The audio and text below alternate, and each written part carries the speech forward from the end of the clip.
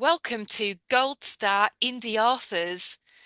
This is 6 ways to impress your editor, not just three, six, because there are going to be 3 tips each delivered by the two of us. So I'll hand over to Shan to introduce herself. So, hello everyone. I'm Sian, and my standard introduction to people is that my name's Sian, Welsh name, but I'm not Welsh. I live in the Midlands and I'm a non-fiction editor for women authors, and I specialise in health, wellness, and memoir. Interesting fact for you, my husband is over a foot taller than me, so we are known as the tall husband and short wife wherever we go. So those are just my standard instructions for you all. I will now hand you over to Claire, who is our other host for this webinar. Thank you.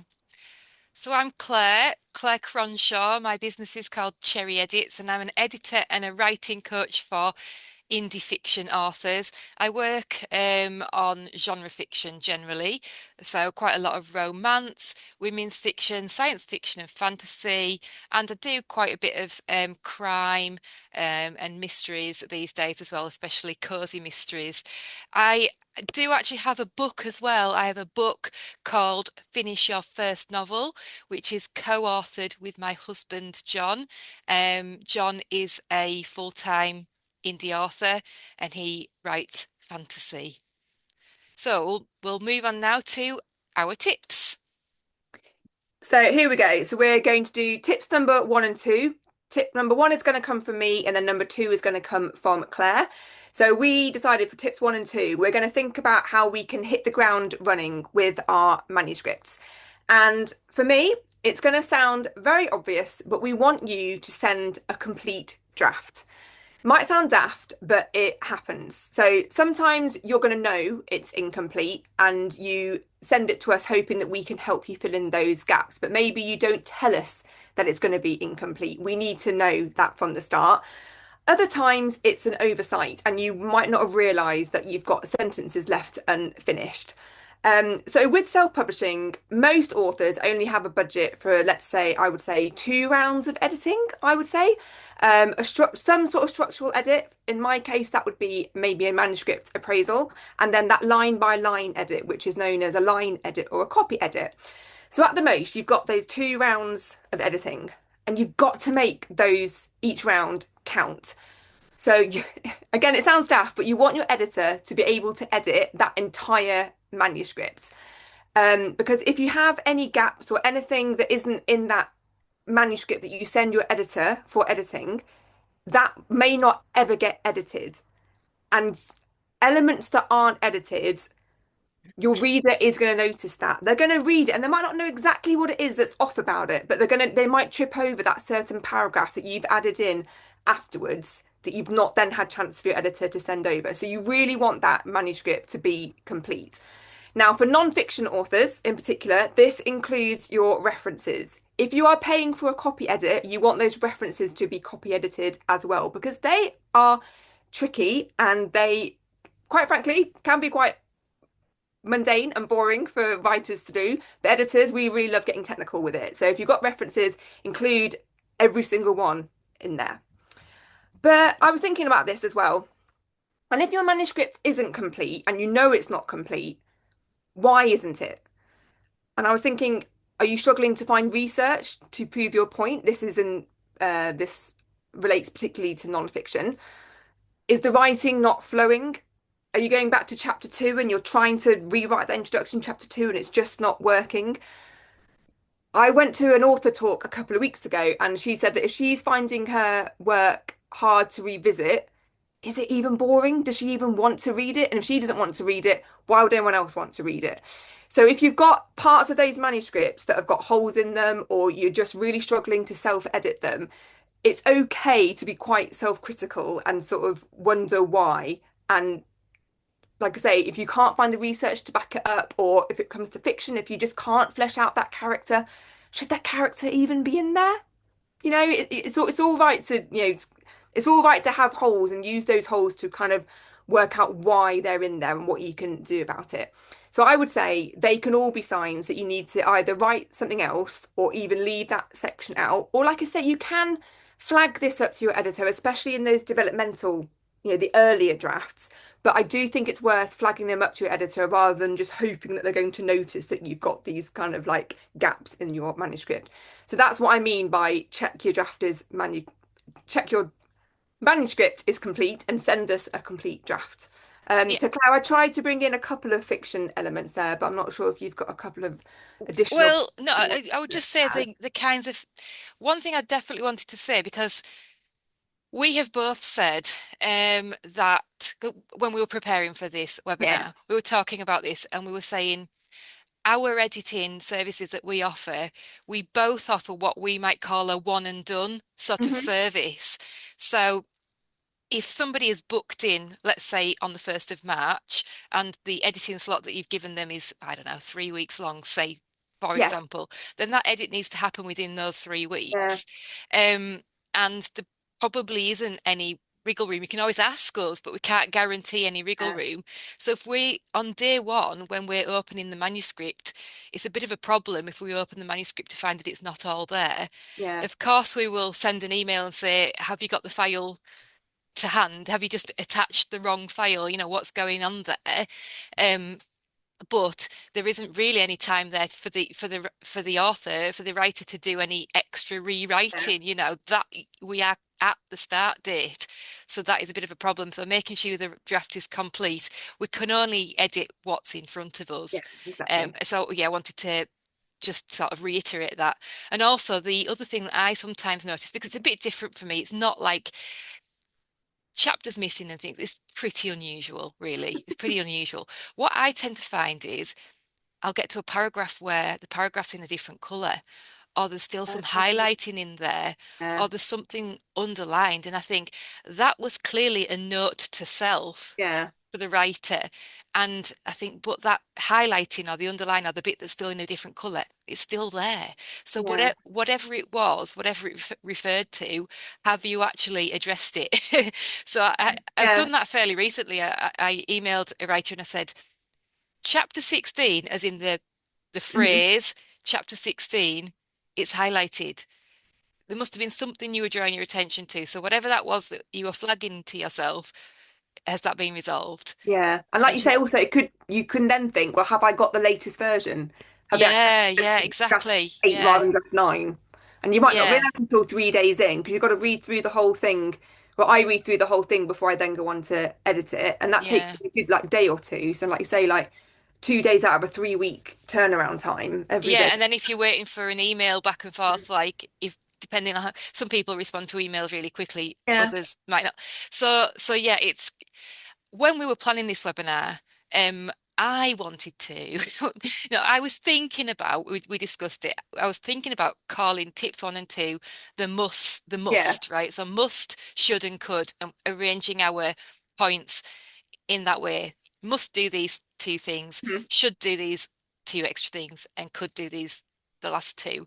Um, but I also thought about as in what was the phrase that I used to sort of access and edit, like a non-negotiable, Yeah. like Yeah. these things need to be done. Now, Shan and I have both said that we have both experienced situations where these things haven't been done. So what are we saying that they are non-negotiables? Well, I mean, we have done it, but it's just not ideal. So what we want to do is this whole webinar is about optimizing the edit, having the best edit possible, and having a manuscript that's not complete is it's just a bit of a rocky, Yeah. ropey place And to like I said, it start. sounds really obvious. You're probably there watching this thinking, of course I'm going to send you a complete Yeah, manuscript. But the number yeah, of time, there's been quite a few times where I've had to put a comment when a sentence has just stopped without a full stop, and I've had to leave a comment to say, is this copy missing, or have you was just there forgotten to something put a full else? stop? And Yeah, so it's like you say, and then they have to resolve that by themselves and put any extra copy in.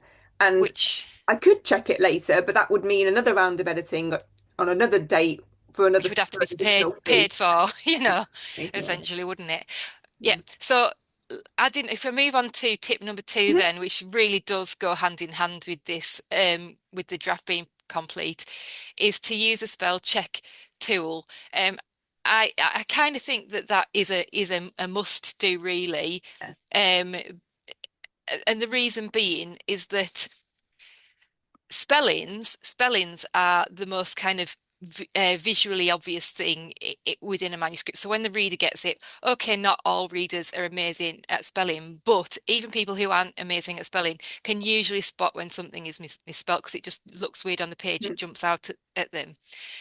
So of course, as editors, we will correct your spellings. Well, it's a given. We're going to correct your spellings. Of course, we're going to. But what we do is we tend to triage an edit. So an edit comes to us and we think, right, we've got these 3 weeks. I'm saying 3 weeks, Sean. I don't know Yeah, what your that's fine. turnaround time. We've got these 3 weeks. We've got this time. What can I achieve within this time frame? And if too big a chunk of that is spent with the there, and theirs, Mhm. or the putting the apostrophe things Yeah, in, those sorts of basics, then we can't do the deeper yeah, levels. Well, we know it's not that we can't, it's just that it's eating into that time. And there are so many there's there are so many programs, there's so much software that can do those basics of apostrophes and getting the there, and there's correct. So what you want to be doing is paying for your editor to do the things that are more sophisticated, yeah, the things that are about clarity, and the things that are about flow, and the things that are about appropriateness of tone and language, and making sure that that subtext is hitting. So, that's where the value comes from an editor. So please go ahead and use a spell check tool before you come to us for your edit, just so that we can spend that time on those higher level editing skills that computer programs don't have the nuance yet to do particularly well, or that you want a human to be able to have the human reaction to. So whether that's Microsoft Word, whether it's Google Docs, whether it's Grammarly, whether it's Pro Writing Aid, um, use whichever tool you want. I don't know, if Shan if you have a different opinion on this. I'm not against Grammarly. Like, I don't always like the suggestions. I think that Grammarly overreaches. I know that these programs are not perfect, but run a basic spell check yeah, through your manuscript before it comes to us, and that means that we can do the higher level of edits, and get the most optimized, reader-friendly, manuscript out of it at the end of it. yeah. I think it's just the only thing I'd highlight there would be it is just a very light spell check. Yeah, We're not expecting you to do those things about which punctuation it should be and all that kind of thing. It is just that very light element just to catch the really obvious glaring just the and even obvious typos ones. and stuff like that as well.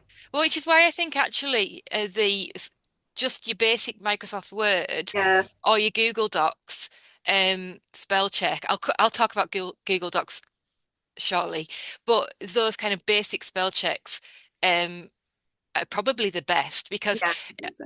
Grammarly and Pro Writing Aid, they are going to overstep, and they are going to try to interfere with your voice. Yeah, Okay, they still do the apostrophes and the yeah. theirs, and theirs, but they'll do a bit more.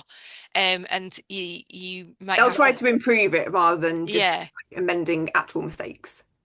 yeah, and those improvements sometimes interfere with voice. Yeah. So, but use whatever tool you're comfortable with, just to make sure that um when it gets to us, that we can look at the writing craft rather than just being mechanics, Yeah, yeah, yeah. because that is I that always is like, yeah, because I often say to people, oh, if they happen to be naturally quite good at grammar and spelling, I'm able to say to them, I was able to really get into the nitty-gritty of this. yeah, It might come across as being quite picky, but that's what you want. You want us to be able to be as picky as possible, and like Claire said, not being picky with the basics, being picky with getting you up the next rung up that yeah. ladder to, getting that book better To, and better with each edit. making sure that the prose that is there is resonant. Yes. You know, I would say emotionally resonant for both of the types of things that Yeah, we edit, whether that's fiction or non-fiction. yeah, absolutely. You respond to fiction and non-fiction emotionally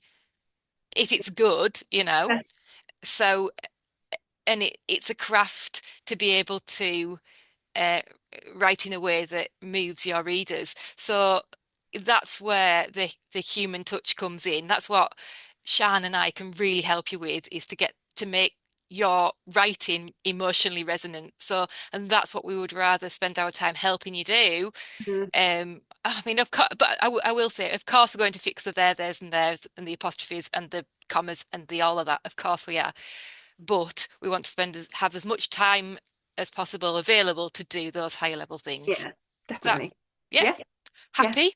So yeah. that was tips one and two. That they were tips one and two. If we move on.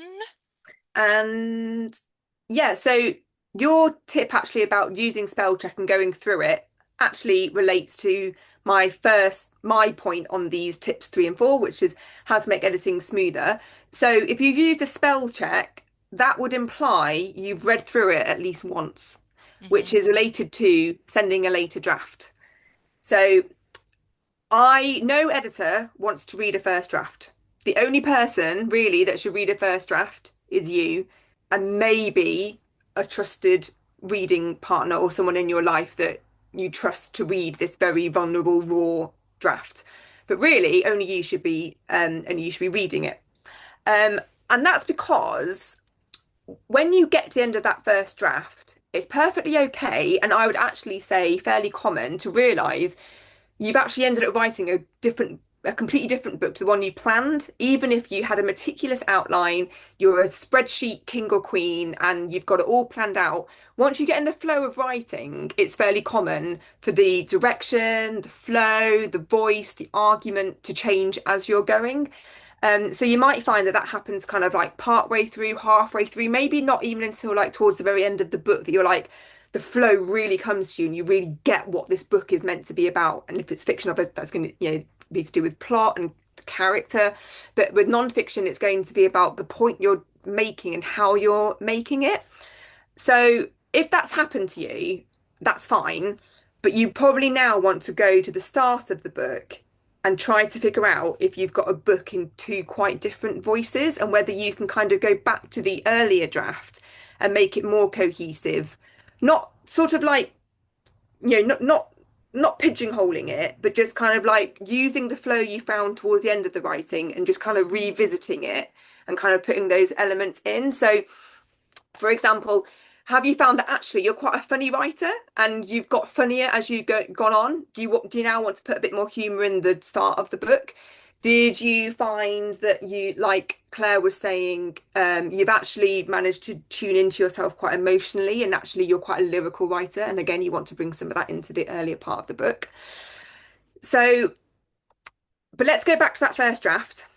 You completed that first draft, which is amazing, by the way. I've never written a first draft of a book. So if you've written the first draft of a book, that is what awesome, woohoo, all around. Please celebrate because it's an awesome thing to achieve. But you're going to put that to one side for a bit, a good couple of weeks. The phrase I use is you're going to let it percolate. So you want to think about it. And actually, I think this is an element that I think a lot of, especially first time writers, underestimate is thinking time. So you're not going to edit it, but you are going to think about it and you're going to let things niggle. You might jot things down and sort of, you might say, did I put that in chapter 3? What, or if you're talking about fiction, did I imagine that scene or did I actually write it? Like you're going to have all these things that are going to come to you. So jot those problems, jot those things down.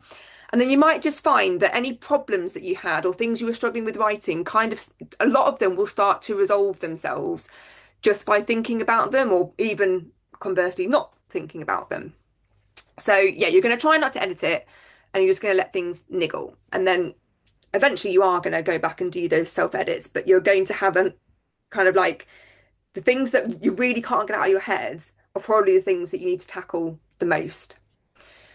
Talking about drafts, don't delete your drafts. Don't delete any early drafts. You wouldn't believe the number of times I have said to someone, oh, I love chapter 3. I love that bit about when you were going for that run and then you were talking about that. I think I'd love to hear a bit more than that. Oh yeah, I did have more on that, but I deleted it. No, let's get it back in. Let's get it back in. So sometimes you think the earlier draft is rubbish, but often it's not. It's maybe just wasn't in the right place or something like that. So don't delete anything. And I've got a file name tip for you here that my husband, he works in IT, he shared this with me. I am going to read my notes here because I've got to make sure I get it right. So at the start of every file, every day you open a file, you're going to name it with the year, the month, and then the day. So if we were looking at today's date, which is the 25th of March, you would put at the start of your file name 260325. Now, every number needs to be 2 digits, so you've got to put that zero in for any number before 10. And then I normally follow it with an underscore or a space and then a short file name. So for this, it would be SS, three ways to impress your editor, and that's it. And that means, first of all, you've definitely got a new file for every day when you've opened it. So if you have a awful technical calamity, fingers crossed, you've only lost one day's work. Hopefully that never happens to anyone, but there we go. It also means that the file names are always going to be, if when you put the file names in a list order, they're always going to be in date order. So you can kind of like find the most recent draft. You can find the most recent draft quicker. But I'm afraid the trick is remembering to do that every time you start a new day. So there was quite a lot to take in there. I'm really sorry, but it was Don't only you should read apologize, your, Shan, and I think I'll be learning from you as well. only you should read your first draft. Think about your first draft. Don't delete your first draft. And try to remember that file name tip. If anyone needs that file name tip kind of in a written down format, I'm sure that I can make sure that I include that in the email that goes out with this recording. So those are my Thank you. Yeah, great. And I'll just jump on the back of that mm, and say the same goes for fiction. When a writer is doing their first draft of a novel, they're usually just telling the story to themselves. It won't be perfect. It will have issues. There might be plot holes. There might be things that are glossed over. There might be just there will definitely be some problems. There'll be a lot of good stuff there, but the first draft is very much a starting point. mm, And what you were saying, Shan, about humor and sort of tone and things like that that maybe come later, a writer can sometimes write kind of discover the genre as they're mm. going. I mean, they should have an idea before we come to genre later. They should have an Yeah. idea before they start out. But quite a lot of writers are discovery writers, and there might be something that you're doing as you go along, and you think, oh, actually, that's what this book is. Mm, I thought that it was, um, I don't know. Let's have a think. I thought that it was going to be gritty, but I've actually realized that gritty isn't the right kind of yeah. tone for it. I've actually realized that let's say it's a Mm, um, crime fiction, it may be the POV character, the point of view, the perspective. Maybe they're quite humorous, they're quite lively. There's something about that tone. So you might discover that as you're going on. So as Shan was saying, once you restart, you can get that tone right and cohesive and coherent all the way through, you know. And there will be scenes that you've written that you don't want to use and scenes that you've written that you do want to use. There might be scenes missing. You might need transitions. I had a writer who kept in his early drafts, characters were always forever waking up and going to sleep. And it was like, what? I don't actually need everybody to wake up and go to sleep in every chapter. That's not how my chapters should work. So it's those sorts of decisions that can come later on, as part of that self edit and draft. Anyway, I'm just jumping on the back of that one. that's fine. I'll move into, go Well, on, just sorry. really quickly, I was at another author talk. I'm not sure if anyone's heard of the author Kit DeWall, Oh, but yes. she was saying that I think it was her most recent book was came out of the book that she'd written before that wasn't published, and she took one of the B characters and made it Right. the main character in the Yeah. book that got published because she couldn't get that character out of her head more than the other main character. So she ended up kind of using a lot. I think she used a lot of the plot and the scenes and stuff, but she made it about that character instead. And, especially with fiction, you might just find that you've fallen in love with the completely different character that you created that you hadn't thought you were going to make such a big deal out of. I think some writers get really excited to type the end, Yeah, uh, and it's like, I've done it, I've done it, I've done it. Let's move on. let's go. Yeah. But perhaps as a sort of general umbrella thing about this presentation is that patience and not racing through is a good idea. Because again, if we talk about self-publishers who maybe have a budget, make sure you're at the right point to be able to dip into that budget, because once you've spent it, you've spent it, Yeah. you know. So make sure that your writing is at the right point, whether that is so that the novel ends up being something quite different from what you Yeah, originally yeah. intended. So letting it percolate, I'll steal your word, Shan, letting it percolate, thinking about the things that are bugging you and going back to them, all of that is a really And important part of the actually as well, and the process. things that you love and you maybe want Yeah, to read more of. yeah, Sorry, we absolutely. should move on because I appreciate otherwise it's going to be the world's longest webinar. Oh no, absolutely fine. Well, I don't have a huge amount to say about use standard manuscript format because it's very basic, really. Standard manuscript format. There's even a Wikipedia page with that title. It is just how we would like to accept your manuscript off you. Um, and there are a couple of basic things. We would like your manuscripts to be in Word document format. I mentioned Google Docs earlier. I don't have a problem with people drafting their novel, drafting their manuscript in whatever program it is they want to use, whether that is Google Docs or Scrivener or there's all sorts of different things. I understand that. But when it comes to me for an edit, it needs to be in Word document format. So even if you are in Google Docs, honestly, I would rather you were just in Word, but I understand that some of you won't be. If you are in Google Docs, you can download your file as a docx. You can make it a Word doc for us so that we can do our editing in Word. It is the industry standard software. I could go into lots of geekery as to why that is, but there are just lots of little features built into Microsoft Word. Like you might understand that there is the find and replace option, but there's actually quite a lot in there that we use as editors. I'll just name drop a couple of things about wildcards and macros and all of these kind of things, which I know that that's jargon. I don't expect you to understand what I'm talking about, but that's kind of part of the point is that there are magical things built into Microsoft Word that make our editing just that have better quality assurance. We can do better quality assurance of an edit within Microsoft Word than we can do it in anything else. Yeah. So Microsoft Word is number one.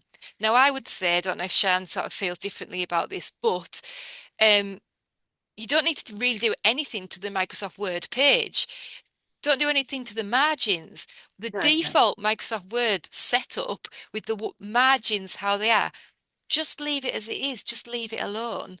Even the default Microsoft Word font that it'll open up a page in, that's absolutely fine. We want a basic font to be able to do our edit in.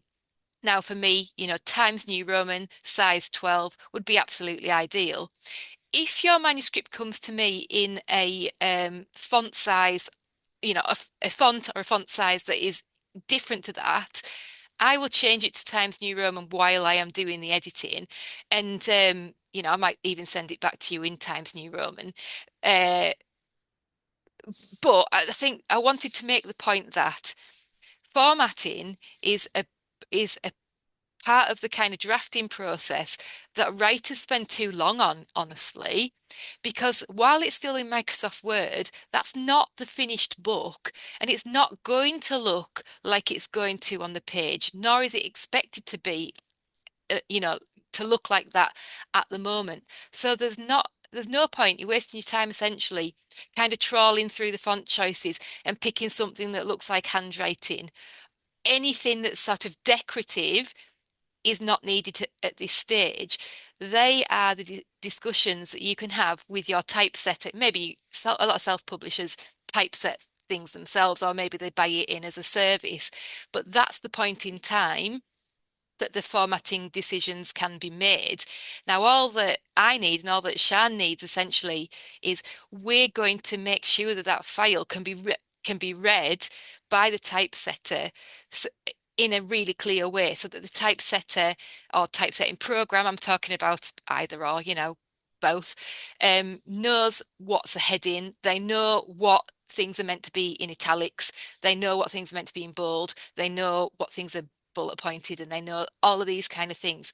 And we will make sure that Microsoft Word communicate, again, it's stuff behind the scenes that I won't go into, but we will make sure that Microsoft Word is able to communicate to the typesetting program stage typesetter that these are the things and this is what it will need to sort of be structured as later. But anything to do with font, any little decorative scene breaks, anything like that, I don't need them at this stage. In fact, it can just glitch.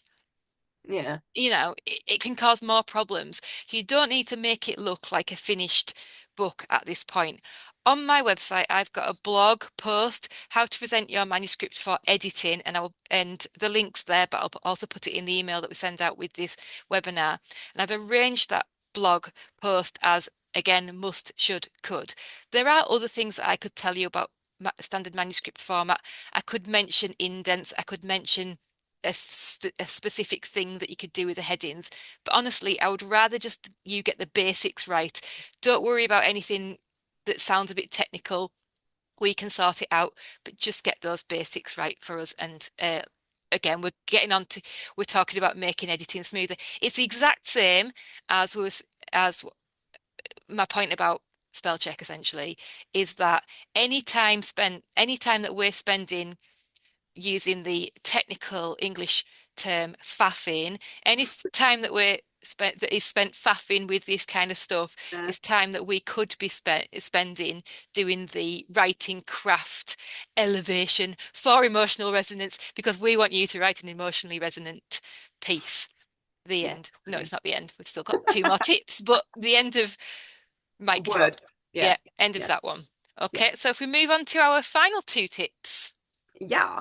So this is my final tip, which we've actually both me and Claire and I do know it when it's written down. I never say it right when I'm speaking it. I No, knew which I way think around. that it's all right. We're It's speaking, all right. so We're speaking. It's fine. I'm me dropping all over the place when it probably should be Fine. I. Fine. Anyway, we've both said come across these things about having a solid grasp of genre convention. Now, as I said before, I'm not talking about shoehorning your book into a specific genre. And I'm definitely not talking about writing a book simply because it's the book that's selling out all over the shop at the moment, because that is just going to show in your writing. And I'm talking about writing with passion versus writing under duress or writing purely for sales. So when I say having a solid grasp of genre conventions, this is more what I mean, the points I'm going to come on to next. So, you need to understand which genre the book you have actually written.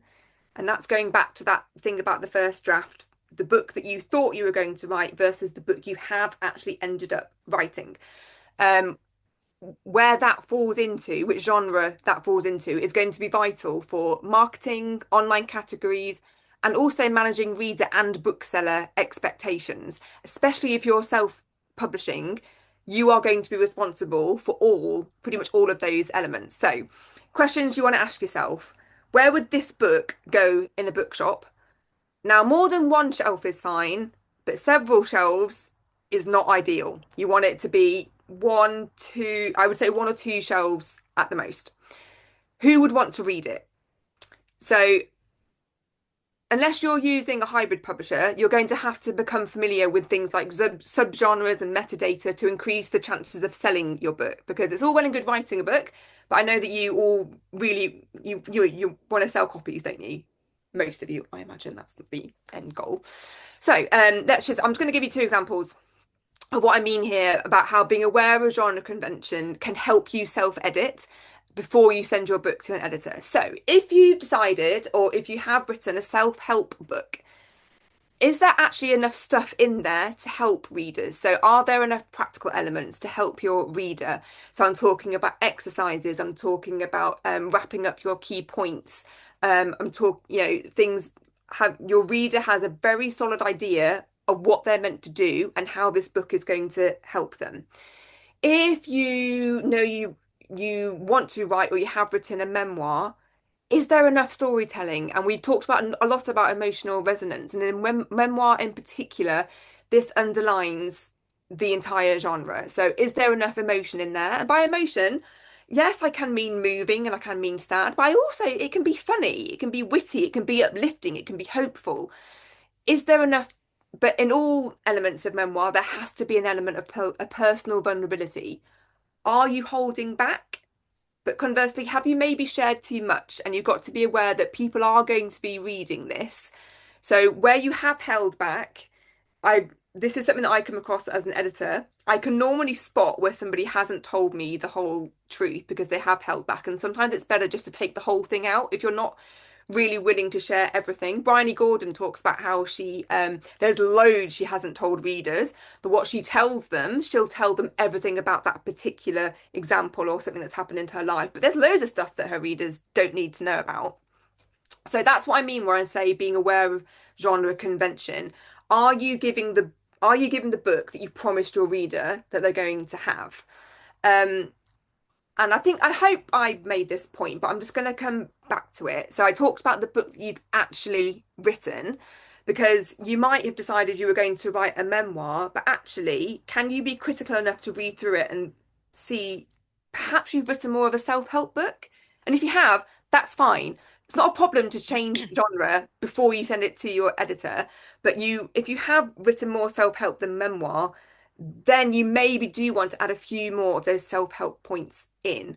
And it's also highlighting to the editor, I thought I was going to write a memoir. I think it's actually more of a self-help. Is there enough self-help in there? And vice versa for if you've written memoir. But if you're adamant what genre you definitely want to write, if you give it to your editor in one of those earlier editing stages. So I'm talking about manuscript appraisal, developmental edit, that kind of thing. If at that earlier stage you say, I really want this to be a memoir, I just can't quite get it to be memoir-y enough, if that's a phrase, then again, your editor can kind of have that on board and be able to kind of say to you, I see what you mean. So yeah, in this bit, we kind of need to take this kind of element out. Have you got any more you could say about this instead? And it is meant to be a two-way conversation with your editor. And I think the more information you can give them on, I really want to write this kind of book. Have I written it? Your editor can then sort of say, well, not quite, but if you really want it to be, if you really want to be known as a self-help author, this is what we need to do to achieve that.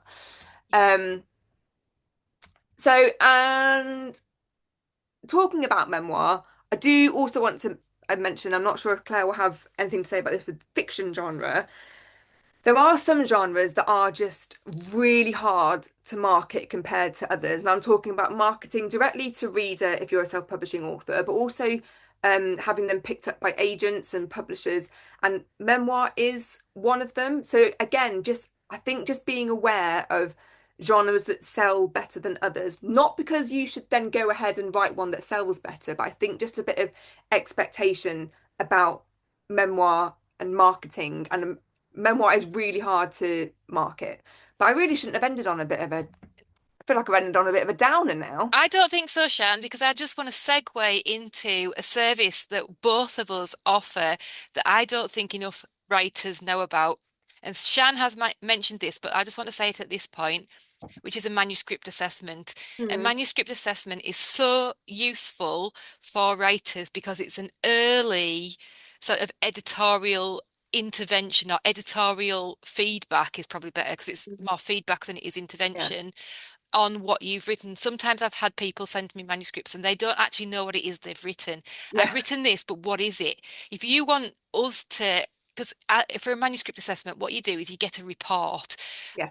Some editors call it manuscript assessments, others call it evaluations or critiques. I call it an appraisal. Appraisal, I knew there was something else. Yeah. They're all Why the do we same. have so many words for the I same don't know. thing? This Yeah, is the problem with the editing industry. I'm show off But now. it's essentially the same thing, and you get a report about your manuscript. And that report, if Shan's is anything like mine, I think they all have the same kind of basic sort of sections within them. And part of that will be an identification of what it is you've written Yeah, and the audience. I almost do like a kind of book blurb, Yeah, like yeah. what the book is, and then I always do market research. Books similar to this are, Oh, because do you? I will like yeah, that. yeah, just I because will like that. I I don't think have a that as lot a of section, but it writers, sometimes does come yeah, into my writing, but I don't have it as a section. Oh, I yeah, like I it. think it's just because some writers are quite nervous about doing market research because they're worried their Yeah. book's already been written. but All right. there's no way your book's already been written because No, because it's not nobody being can written tell. by Yeah, your yeah, voice. And exactly. just to jump into that, and this isn't the purpose of this webinar is not meant to be a sort of sales pitch at all. But be aware that manuscript assessments, appraisals, whatever it might be, usually an editor's cheapest service because we Mm, are reading it and we are writing a report on it. So it's a lot quicker than an actual line by line edit. yeah, So and it's just such a valuable thing. So after this webinar, after you've watched this, go and look that up. If you don't know what that is, go and look it up. Go and find your editors and see who you want, whose opinion, whose feedback you want on your manuscript, because that would be a really good thing. And genre will come into that. yeah. If we segue into my final point here, which is about securely handling I'm POV, really, point of view. I'm really intrigued by this, Claire. Well, Let's do you know talk what? about Honestly, I feel like this could be a whole webinar it. Yeah. in itself. So really, I don't want to say a huge amount about it here because it is multifaceted and Mm, it can get quite complicated and it can get quite deep. As we said, this is about optimizing the edit. When we originally were planning the webinar and we were thinking about must, should, could, this is like this is like the gold star cherry on the cake. This is like in an ideal world, I would absolutely love it if writers had a secure handle on this. So at a very basic level, we have got first person, so it's told in I, me, my. Second person, we don't get a lot of that in fiction. You sometimes do with experimental stuff, but you, okay. And third person, he, she, they, sort of named characters. From that, it's about perspective. Now, the point of view that you choose as to tell you, I'm going to say story because I am thinking fiction, but it kind of is relevant to non-fiction as well. But the point of view that you choose um, doesn't just affect how you tell the story, it affects what you can include in the story. So, for example, if you've chosen a close third person point of view, you can't actually show events that your character didn't witness. So a third person point of view that is essentially looking from the perspective of Bob is about what Bob has done, what he's thought, what his experience is about his attitudes and his everything is filtered through Bob. Yeah. So it has to be that Bob's in the room. It only happens if Bob has seen it. So in a close third person narrative point of view, you can't have an across town James folded the letter and smiled. If Bob's not seen it, who that can't be included in the narrative. There are some narrative point of views that would allow you to do the across town. They would allow you to be both at the bottom of the mountain and at the top. They would allow you to be up in the clouds. They would allow you to be out in space. They would allow you to be wherever. An omniscient point of view. I can hear myself getting really into jargon, and I am aware that this, as I said, it is deep. This is about optimizing. This is the cherry on the cake. But if there was one thing that I would encourage writers, especially fiction writers, to study, it is point of view because it has a knock-on effect on everything. It has a knock-on effect on the words that you're actually choosing in the narrative. So, for instance, I've edited some omniscient stuff that has actually referred to the characters deliberately. It was deliberately kind of going for this old-fashioned tone as like Mr. or Mr. this or Mrs. that, and it's third person, it's looking at them, but from this very broad sort of perspective. But the closer in you get, Mr. Robert Shaw could actually be Robert Shaw, or he could be Robert, or he could be Bob, or he could be his dad, or he could just be dad. And this could all be about that same character, but just the label that you've got for them. It's There's a lot to it, so I'm just now is not the time to sort of go into all the intricacies of it. So what I'm going to do is I'm going to recommend a book. This is Characters and Viewpoint by Orson Scott Card. Bring it closer Okay. to the. Come on. Characters and oh, sorry, it's not a great Sorry? thingy. Characters and Viewpoint by Orson Scott Card. I've never found a better book that explains all this kind of stuff, what you can do within each narrative point of view. Now, Orson Scott Card, this book is awesome. Orson Scott Card as a person is not as awesome. He's had some attitudes, he's had some stuff happen. I don't know. You No. might not like him. You might look him up and go, "Oh no, absolutely not. I'm not going to support that guy as a writer." Um, this is second hand, so You can say, yeah, buy it second hand buy and it second hand. then he Buy won't because stop it. I wish I had something else that just summed it up as perfectly as this. I keep looking, I keep wanting to find a book to replace the Orson Scott Card, but none of them quite hit the nail on the head like this. So please do invest in some study of point of view because especially if you're writing fiction, it affects everything. And then we are talking about optimizing that edit. I will edit and fix point of view glitches, Mm. but making sure that you've got the right point of view for the story you've told. That's a big sort of early on in the writing sort of decision because it affects the story that you're telling and what you're telling, what you include and what you don't include. It affects everything. So Um, please study is point of that to view. do with, is that the same thing or to do with head hopping? Yes. Yeah, Yeah, because it is. I do that in I've done that in memoir a few times. So Right. head hopping. So in memoir, sometimes you might head hop where you might tell me the feelings of somebody else that you're talking to, but Yeah. you can't assume their feelings. You can only tell me your feelings or the kind of Yeah. what you're seeing in front of you. So sometimes Exactly. I've had Yeah. to say you can't tell me what the train driver was thinking about you taking your son on the train because you've got literally no idea what they're thinking. Yeah. You tell And me what you thought they were thinking, but you can't then say the train driver saw them with the mum and yeah, yeah, exactly. You're jumping into somebody's head and you yeah, are putting thoughts in there. You can do things at an editing level, and I do this where sometimes you just need to add the extra little qualifying word. So if it's the train driver surely thought that yeah, blah de yeah, blah. So yeah, what you're doing is you're putting like an interpretation word in there, like you're showing I interpreted it, yeah, but you can't jump into somebody else's head unless you have unless you've deliberately done it as omniscience where you're kind of broadly going into all sorts of different voices. But yeah, it's a problem when it's a glitch where you've been we've been looking at everything from Bob's POV, but suddenly we've gone into the train driver. Well, yeah. what's Tends that to be about? more, yeah, tends to be more, I would say more in crime that happens. But also what I read is that if you do that, you wouldn't ever head hop in the same paragraph or section. So you might Never in have the like same a section, paragraph. Yeah. you'd have a section break, Yeah. and then And you then you might. moved. Yeah.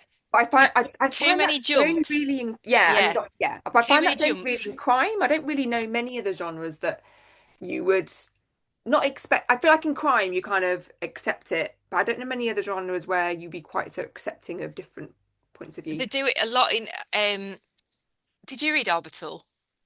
Yes, I did. Yeah, Right, so that's omniscient. So that is kind of yeah, really bro and that suits the it's up in space. yeah, So that suits the sort of broad brushstroke.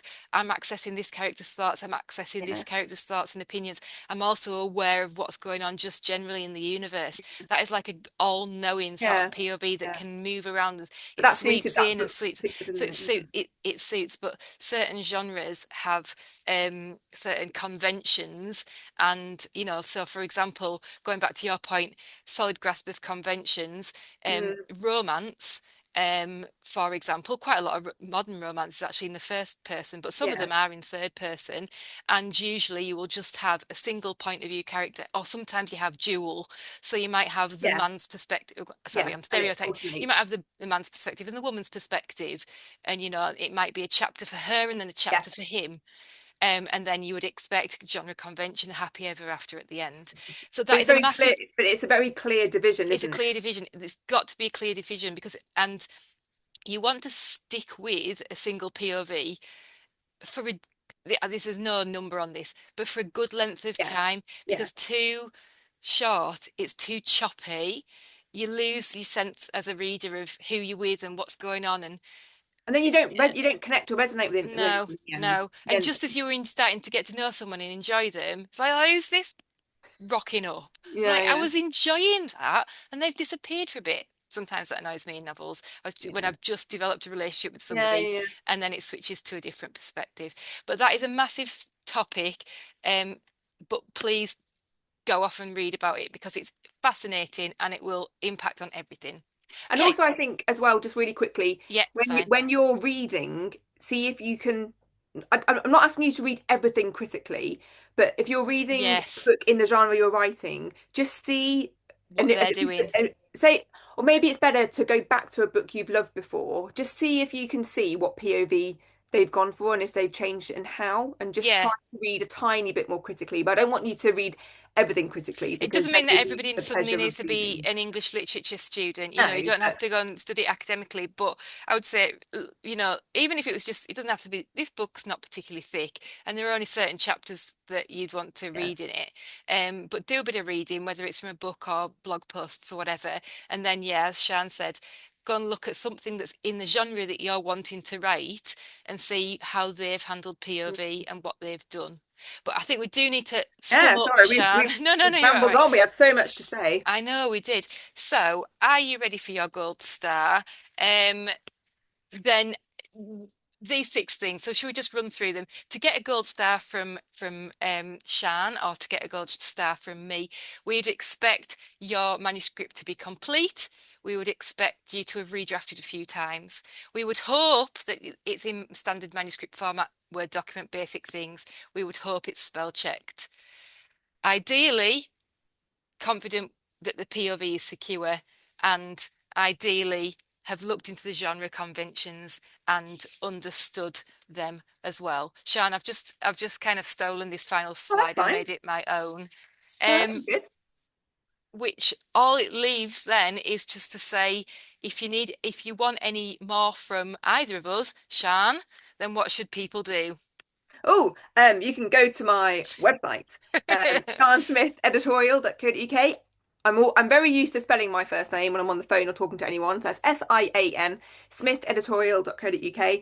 And then I use that name on Instagram and LinkedIn. I am on Facebook, but I don't really check it very often. So just stick with LinkedIn and Instagram. Is that what you meant for me to say? Yes, I did. Yeah, absolutely. And so my website is cherryedits.com.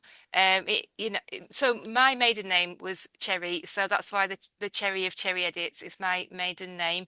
But I am Claire Cronshaw, but Cherry Edits. You can find me as Claire Cronshaw on LinkedIn and Facebook, but on Instagram I'm Claire Cherry Edits. Anyway, just to complicate things, I'm sure you can find me wherever you hang out online, and we would love to hear from people after this webinar. So And thanks we'd very love to know much, if everyone. Oh, yeah. there are any tips in particular that you hadn't actually heard of before, because we would love to get a gold star ourselves. Cheesy! Cheesy ending there, Shan, but I think that's a perfect place to end things. So thanks for listening. Thanks for Thanks, everybody's everyone. attention. And bye-bye. See ya. Bye.